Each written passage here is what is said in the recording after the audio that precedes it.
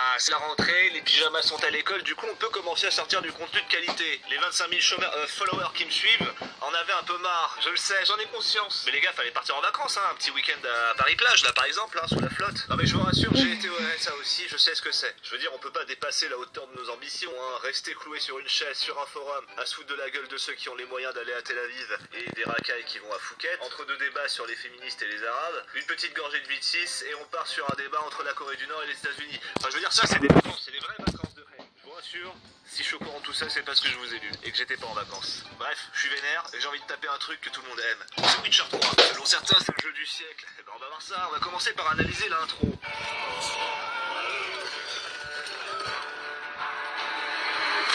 Ah bah ça commence plutôt bien, une tête de cheval qui vole. Dites-moi les véganes, vous en pensez quoi? Non, parce que le cheval a la tête coupée, mais il reste toujours plus en forme que vous avec vos carences.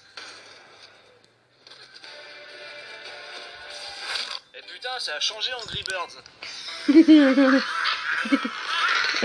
ça a changé Angry Birds.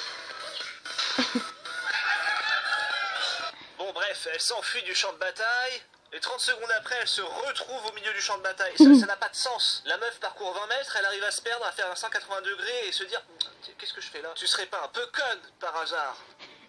Puis derrière, ça enchaîne sur ce faux Lion de Garrett. Je crois qu'ils sont morts. L'autre, non content de s'être paumée, elle fout le bordel sur le champ de bataille. Je veux dire, les mecs se préparent toute leur vie à crever ce jour-là parce qu'il y a une bataille de ouf. Et elle fout la merde. Oh, je me suis paumée, du coup, je me protège dans la magie et je tue quelques soldats. Des soldats qui ont mis de côté leur famille, qui se sont préparés à mourir. J'ai qu'une chose à dire, c'est une pute. Oui, bah, oui, ça a à voir avec ça. Donc voilà, c'est à peu près ce que j'ai retenu de l'introduction. Autant dire que ça m'a vendu le jeu. Hein. Ah tiens, c'est un peu plus moche, c'est du temps réel. Ça veut dire qu'on va bientôt pouvoir jouer, lol. Tiens, un truc vicieux qui veut s'insérer dans ton cul, qui ressemble à un cafard. Ce serait pas Max Kaiz? Qu'est-ce qu'il fait dans le jeu?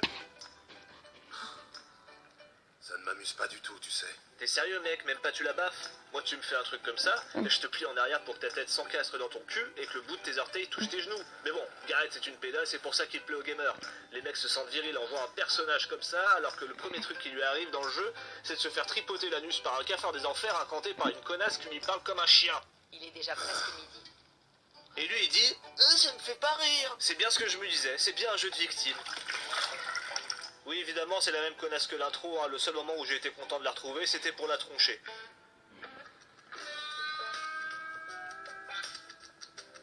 Oh non. Faites pas attention à moi.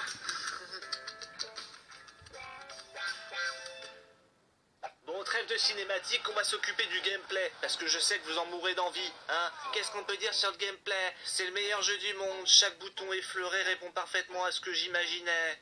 Mais ferme ta gueule! T'as un bouton pour taper avec ton épée, un bouton pour utiliser ta magie, tu peux faire des roulades et utiliser des potions. Il y a plus de touches dans cette sous-merde de League of Legends que dans ton putain de jeu. Pour dire, je mets plus de temps à allumer une torche qu'à terminer un combat.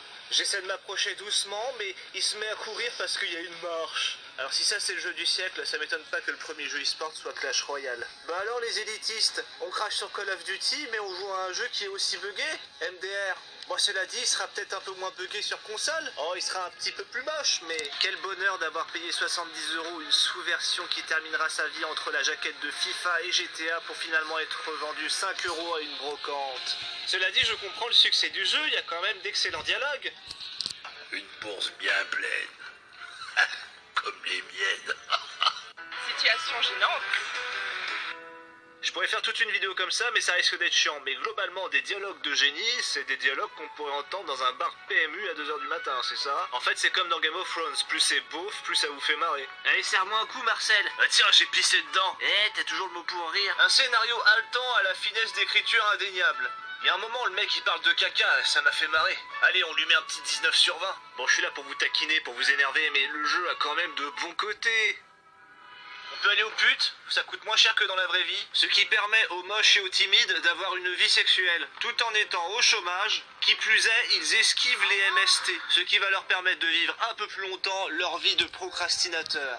Deuxième point positif, on peut voir les gueux s'entretuer pour des conneries. On se sent politicien français. Les gens se divisent pour des conneries et au lieu d'instaurer un dialogue pour comprendre le pourquoi du comment, d'essayer de trouver un entre-deux, eh bien soit on met de l'huile sur le feu en prenant toujours le même parti, soit on s'en bat les couilles et on les laisse s'entretuer. Mais je comprends pourquoi ils font ça maintenant, c'est marrant, franchement c'est marrant. Ah, vaut mieux pas que je sois président un jour, hein. Vous allez vous détester. Le pays sera divisé, je ferai régner la terreur. Cela dit, chaque abonné aura une place dans mon gouvernement. Et le nombre de likes sur cette vidéo sera l'équivalent de ce que vous toucherez tous les mois au RSA. Oui messieurs, parce que c'est notre projet. Allez, on va terminer en parlant des graphismes et... Ah non, on n'en parle pas. Ah non, je peux pas, je suis désolé. Les grands gamers que sont les joueurs de Zelda Breath of the Wild qui ont acheté la Switch clament haut et fort qu'il ne faut pas juger un jeu sur ses graphismes ni sur sa framerate. Et comme je suis pas du genre à m'attirer les foudres des pro gamers que sont les joueurs de la Switch, eh bien je vais esquiver la question des graphismes malheureusement. Ne m'en voulez pas, j'écoute juste les conseils de personnes qui s'y connaissent. Ce test est un peu en retard mais il permet de fêter les 10 ans de The Witcher. Ça fait plaisir, c'est un hommage et j'adore ce jeu. Voilà, j'espère que la vidéo vous aura plu, n'hésitez